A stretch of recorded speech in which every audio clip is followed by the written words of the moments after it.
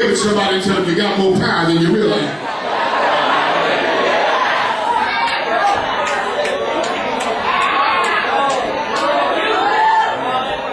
You think you're just a Christian? There's more to you than that. You think you're just a church member?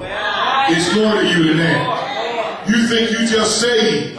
It's more than you to you than that. You think you just one of those so-called holy rollers? It's more to you than that. You're more than a hand clapping. You're more than a foot stomping.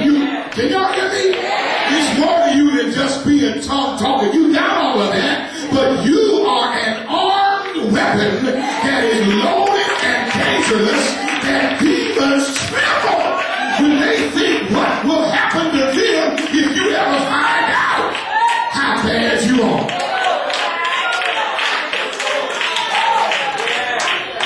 One angel has been sent by God and shut the lions' mouths, and they have not hurt me.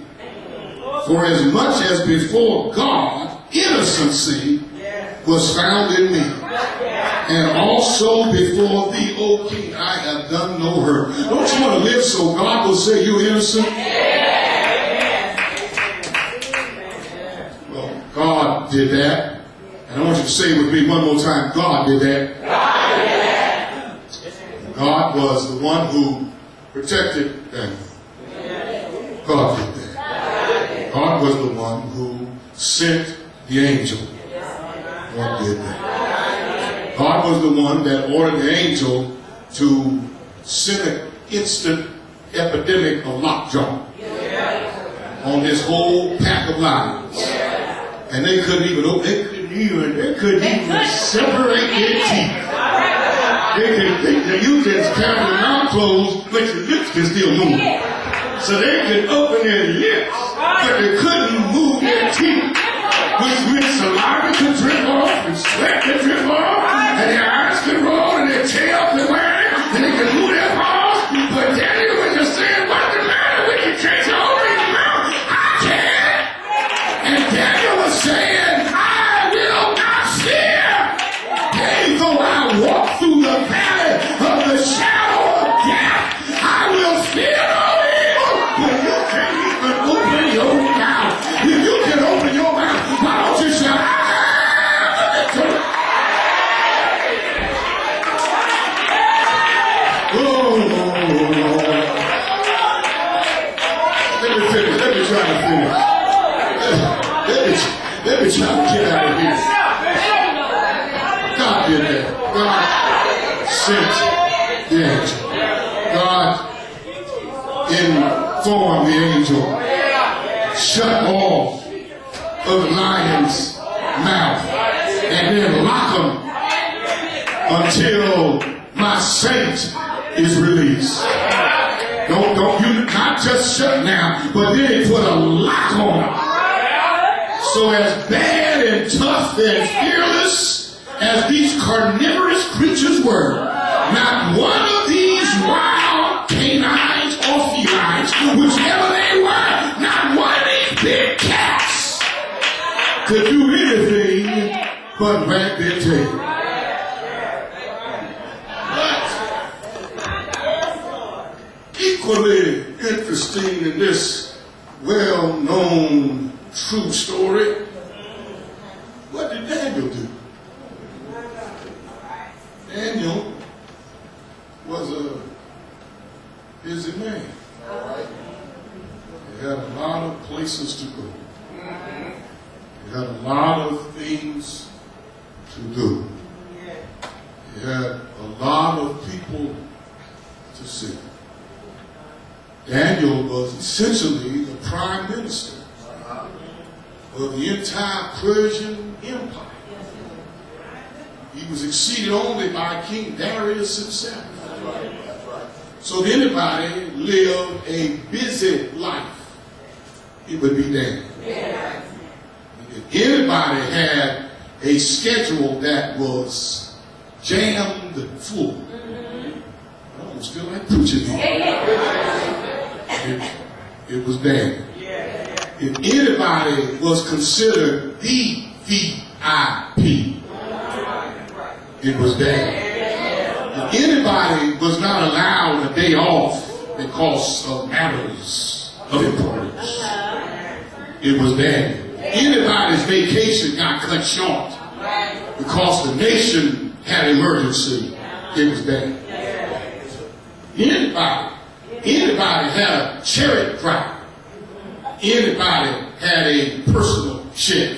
Anybody had his own secretary and photographer. If anybody had his own private barber and valet and tape. If anybody had his own personal bank account and accountant and banker. If anybody had his own tennis partner and golf caddy. If anybody had his own full-time pastor for a congregation of just Daniel and his family. If anybody had his own security force and guard and bodyguards, it was Daniel. If anybody had his own butler and maid, it was Daniel. But with all that Daniel had going on, Daniel made a habit of taking time to pray. I got to put the army in place. I got to inspect the Navy and the Air Force. I've got to be sure that the bridges are in place and that the highways are maintained, that the food supply is all right, and that our ports and harbors are secure. I've got to be sure that the sheep are in the meadow and the cow is in the corn. I've got to be sure that all of our exiles and captives are in place. But no matter how busy I get, I don't want to say all that. Every day, 9 o'clock, every day, 12 o'clock, every day, 3 o'clock. Come down, come upstairs, go into my room, open the window, get down on my knees, and have a talk with Jesus. Somebody say every day. Let me wrap it up. I know y'all want to go home and go to sleep. But I hope you dream about lions all in your dreams.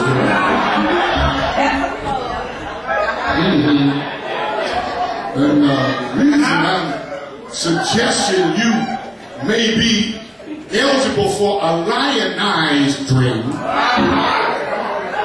is because if you keep on doing what you're doing without a constant prayer life, the lions will treat you differently than they handle lions than they did Daniel in the lion's den.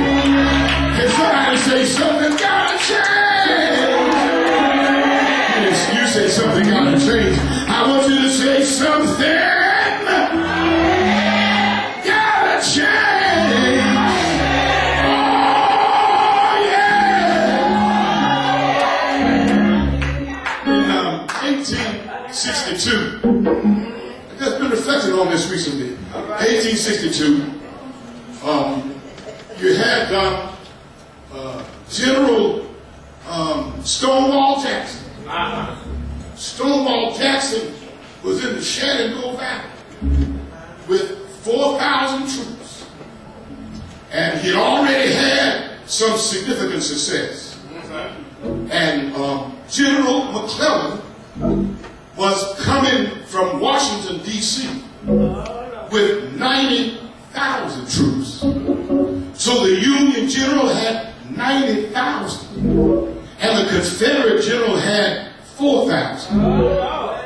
And as the historical facts indicate, as McClellan was coming from D.C., he was trying to get control of Richmond, Virginia, because Richmond was the capital of the Confederacy. And if he could control Richmond, felt like they had a chance of winning the Civil War.